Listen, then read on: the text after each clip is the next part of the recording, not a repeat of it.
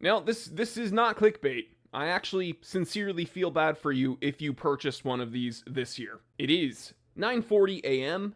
Let's get down to business. Alright, so when you go to the Hodinkee homepage, and that's right, we're talking about Hodinkee, kind of, right now. The first thing you see is about the new MoonSwatch, introducing the final moonshine MoonSwatch of 2023, the Cold Moon Snowflake. And the crowd goes mild. That's right. Everyone's sick of this. No one really cares. Hodinkee might be getting some form of kickback for talking about these watches. I'm not going to make any assumptions. I'm just saying that is a total possibility. Also, this article was written by our buddy Danny Milton, who I believe is the one that got very, very upset when people had a less than stellar opinion of that stupid How to Wear It series. Danny Milton is the managing editor, I found out after I made that episode complaining about the stupid How to Wear It series. Now, the funny thing about this whole article is in the first paragraph, Danny writes, "I'm hard-pressed to go anywhere these days without seeing a MoonSwatch on a person's wrist. I personally have one and wear it often." Alright, so I already disregard his opinion on pretty much anything he has to say because, well, he's got skin in the game. He's one of the knuckleheads that purchased a MoonSwatch. He was one of the idiots that truly fell into the hype and believed that this was something worthwhile to own. Now, I'm just kidding. I'm bagging on people that have purchased this watch. However, I do sincerely feel bad if you got duped into purchasing one. I almost did myself, okay? So I'm not excluding myself from some initial criticism. These were interesting watches in 2022 when they were first released because I even made an episode talking about how not everyone is in a position to purchase a full-fledged Omega Speedy, okay? Not everyone is able to own a Moonwatch. I'm fortunate enough to own one. I love it. And regardless of how we feel about these watches, the truth is, the Speedy is probably the most prolific, orologically significant, interesting chronographs, maybe even watches, that has ever been made. And so people that are enthusiasts that maybe can't drop a few $1,000s on a Speedy, you know, would be able to pick up something that kind of celebrates that heritage for a fraction of the price. That's not what happened. You know, resellers and flippers went crazy and, you know, just took advantage of this, and then no one could really get their hands on one, and then this was a total sloppy release from Omega or Swatch or whatever, because they said, oh, we're going to have it at these locations, but then those locations ended up not having them, and then there aren't very many Swatch locations, and if you live in California, you're screwed because the closest one to LA is in Las Vegas, like, whatever, okay? They were difficult to get. So why am I complaining about this now in 2023? Well, because the money counter goes and Swatch and Omega want more money.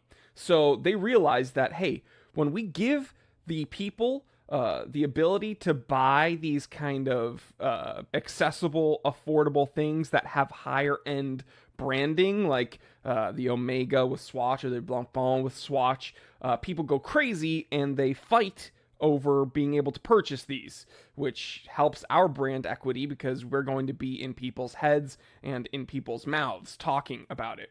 And so they know that this is very good for their bottom line. Now, if you wanted one in 2022 when they came out, I understand it was new, it was fresh.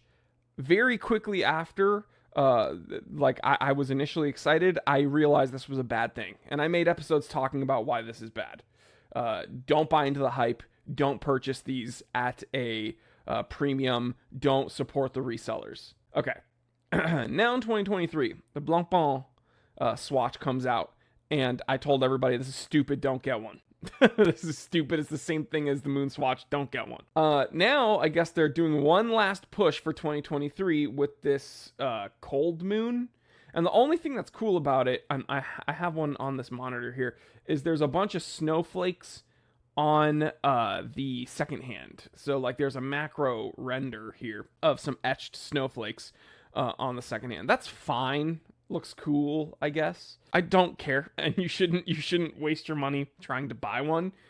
There's a list of boutiques in Miami Beach, New York, Las Vegas, another one on Fifth Ave in New York, Orlando, San Diego. I guess there's one in San Diego now. Oh, Westfield, Topanga. There's one in Westfield. I didn't know there was a Swatch group at the Topanga Mall. Okay. San Jose, and then Dallas. But why do I feel sorry for people that purchased one of these watches in 2023? And I don't necessarily mean just the Snowflake. I mean like the MoonSwatch or even the Blancpain. Is because I really sincerely hope and pray you did not buy into the hype and support a reseller. If you were able to get one easily at a boutique, congratulations. That's fine. But if you waited in line, or you supported resellers, or you made a mission to drive to a totally like different city or state to get one. I heard people in LA that were jumping on planes to go to Vegas when this was when the first MoonSwatches were announced. And I was like, you guys are insane. You guys are insane. These are swatches. They're little collectible toys. This is no different than remember the Beanie Baby hype in the 90s? Oh my God, I'm aging myself. Well, I'm balding, so I don't have to hide the fact that I'm getting old. But this is stupid, and I really hope you guys do not continue supporting resellers and do not consider or continue considering this hype movement that is happening over at Swatch. Just ignore it going into 2024, and let's start the new year strong. Do not support this. That is my take. I will catch you on the next one. I'm Jory Goodman, the Time Teller and always remember, I didn't invent time. I just tell it.